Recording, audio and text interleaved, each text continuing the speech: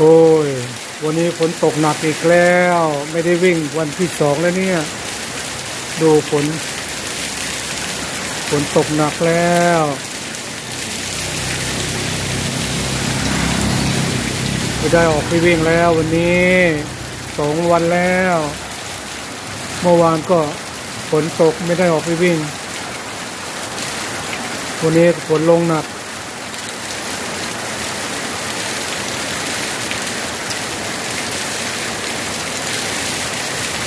โอ้ยลงหนักเลย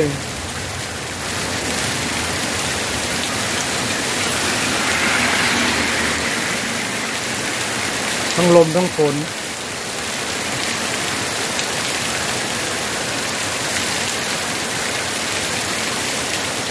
ไม่ได้ออกไปวิ่งแล้ววันนี้